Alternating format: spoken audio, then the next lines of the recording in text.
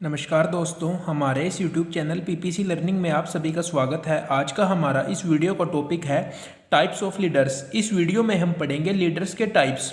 सबसे पहले हम लीडर्स को क्लासीफाई करेंगे, classification on the basis of rewards. हम सबसे पहले यहाँ पे लीडर्स को क्लासीफाई करेंगे रिवार्ड्स के बेस पर। रिवार्ड्स के बेस पे हम लीडर्स को दो तरह से क्लासीफाई कर सकते हैं, positive leaders and negative leaders. सबसे पहले हम पढ़ेंगे positive leaders. Leaders who motivate their employees through rewards, financial or non-financial, use positive style of leadership। वो लीडर्स पॉजिटिव लीडर्स कहलाते हैं जो अपने एम्प्लॉयज़ को मोटिवेट करते हैं रिवार्ड्स के द्वारा। वो रिवार्ड्स फाइनेंशियल भी हो सकते हैं और नॉन फाइनेंशियल भी हो सकते हैं। Positive leadership results in high morale, high job satisfaction and high contribution to organisational productivity and goals.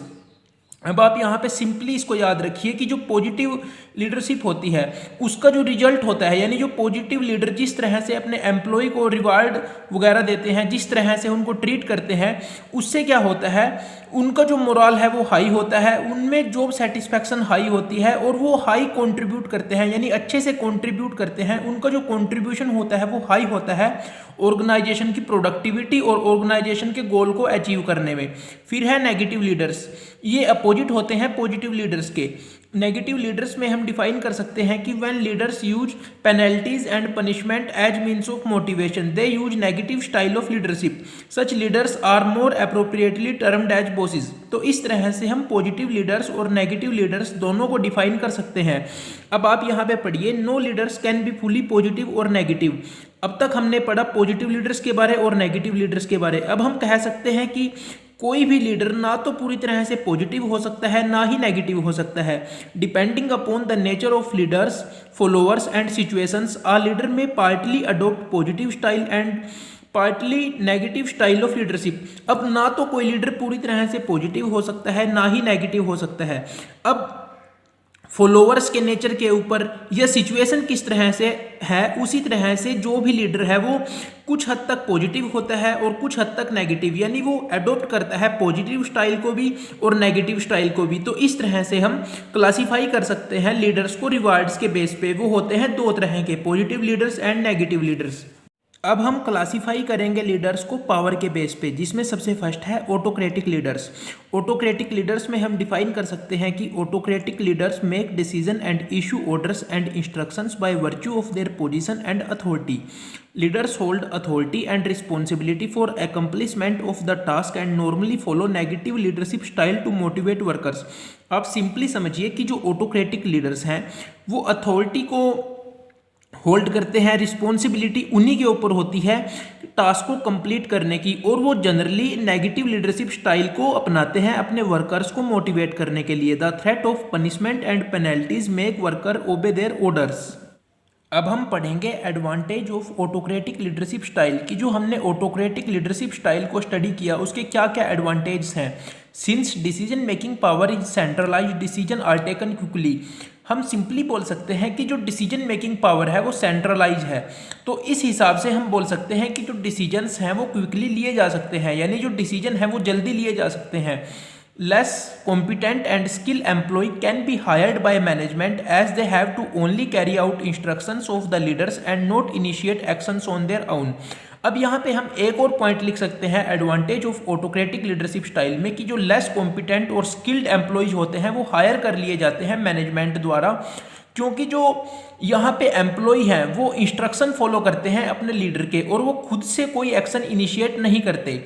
This style of leadership can be successfully only in the short run. अब हम इसमें बोलेंगे कि जो ये स्टाइल है लीडरशिप का autocratic, ये सक्सेसफुल है शॉर्ट टाइम के लिए। इन द लॉन्ग रन अगर हम इसको बहुत लंबे समय तक फॉलो करें, इट में lead to dissatisfaction and frustration among guest workers. अब हम अगर इसको ज़्यादा समय तक फॉलो करें किसी भी इंडस्ट्री में, तो इससे जो वर्कर्स होंगे उनमें डिससेटिस्फैक्शन हो सकती है और फ्रस्ट्रेशन हो सकता है। अब तक हमने इसके एडवांटेज पढ़े ऑटोक्रेटिक लीडरशिप स्टाइल के। अब हम इसके कुछ ड्रॉबैक्स भी देखेंगे। Drawbacks of autocratic leadership style, workers do not get job satisfaction as they are not willing to work under negative style of leadership. बिल्कुल सिंपल है कि जो वर्कर है वो जॉब सेटिस्फैक्शन अपनी जॉब से सेटिस्फाई नहीं होते, क्योंकि बहुत से वर्कर हैं जो नेगेटिव स्टाइल में काम नहीं करना चाहते, नेगेटिव लीडरशिप स्टाइल में। It inhibits the innovative power of workers as they do not participate in the decision making process. इससे क्या होता है, जो इनोवेटिव पावर होती है वर्कर्स की वो दबा दी जाती है, या हम बोल सकते हैं वो खत्म हो जाती है, क्योंकि वो डिसीजन मेकिंग प्रोसेस में पार्टिसिपेट नहीं करते. Followers feel frustrated and dissatisfied which can affect organisational productivity. अब जो फॉलोअर्स होते हैं या जो वर्कर्स होते हैं वो फ्रस्ट्रेटेड फील करते हैं और डिससेटिस्फाई होते हैं अपने जॉब से, जिससे ऑर्गेनाइजेशनल प्रोडक्टिविटी पे फर्क पड़ता है. अब हम पढ़ेंगे पार्टिसिपेटिव या democratic leaders. This style involves the leader and one or more employees in the decision making process determining what to do and how to do. इसमें जो पार्टिसिपेटिव या डेमोक्रेटिक लीडरशिप स्टाइल होता है, इसमें लीडर के साथ साथ और बाकी के एम्प्लॉयज भी डिसीजन मेकिंग प्रोसेस में शामिल होते हैं. However the leader maintain the final decision making authority. यानी जो इसमें पार्टिसिपेटिव या डेमोक्रेटिक लीडर्स है, यह जो स्टाइल है इसमें लीडर के साथ साथ और भी एम्प्लॉयज होते हैं डिसीजन मेकिंग प्रोसेस में, लेकिन जो लीडर का निर्णय होता है वही आखिरी निर्णय माना जाता है.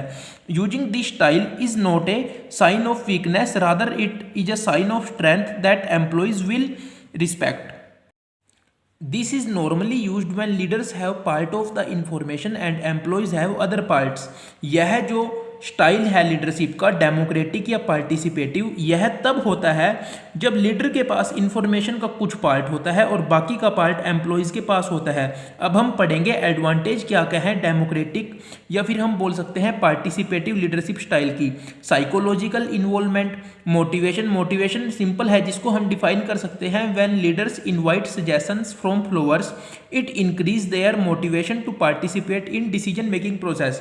अब जब कोई भी लीडर है किसी भी इंडस्ट्री में या किसी भी वर्क ऑर्गेनाइजेशन में, कोई भी लीडर है जब वह इनवाइट करता है फॉलोअर्स को कि वो अपने सजेशन दे डिसीजन मेकिंग प्रोसेस में, तो इससे उनका मोटिवेशन बढ़ता है. Responsibility, increase in power, increase in job satisfaction, इससे जॉब सेटिस्फैक्शन इंक्रीज होती है, पावर इंक्रीज होती है, कम्युनिकेशन इंप्रूव्ड होता है. ये कुछ पॉइंट्स हैं जिनको हम एडवांटेज ऑफ डेमोक्रेटिक या पार्टिसिपेटिव लीडरशिप स्टाइल में लिख सकते हैं. अब इसकी कुछ लिमिटेशंस भी हैं. Limitations of democratic leadership style: consulting subordinates every time a decision has to be made is time consuming, decisions may therefore be delayed. अब इसमें क्या होता है, इसमें जैसे एक दूसरे से एडवाइज ली जाती है, सबॉर्डिनेट से बार बार कंसल्ट किया जाता है, तो इसमें जो डिसीजन है वो लेट हो जाते हैं, यह टाइम कंज्यूमिंग है. तो हम इसको इसकी लिमिटेशन में लिख सकते हैं. Employees may not always be willing to offer suggestion. तो ये कुछ पॉइंट्स हैं जिनको हम limitation of democratic leadership style में लिख सकते हैं. अब थर्ड है लेसस फेयर और फ्री रीन लीडर्स, जिसको हम सिंपली डिफाइन कर सकते हैं कि leaders give responsibility of setting goals and devising means to achieve them to the group members. They allow group members to carry out the work on their own. The leaders plays a minor role in affecting the group goals.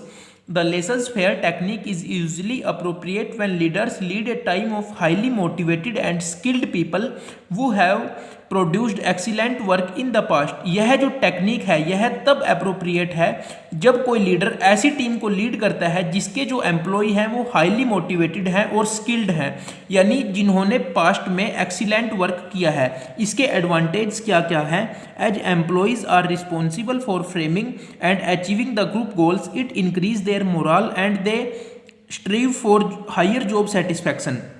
कि इसमें employees responsible होते हैं achieve करने में group गोल को, तो यह इससे उनका मोरल बढ़ता है और उनकी जॉब सेटिस्फैक्शन हाई होती है. Subordinates train their group members and motivate them to work. This develop subordinates and increase productivity.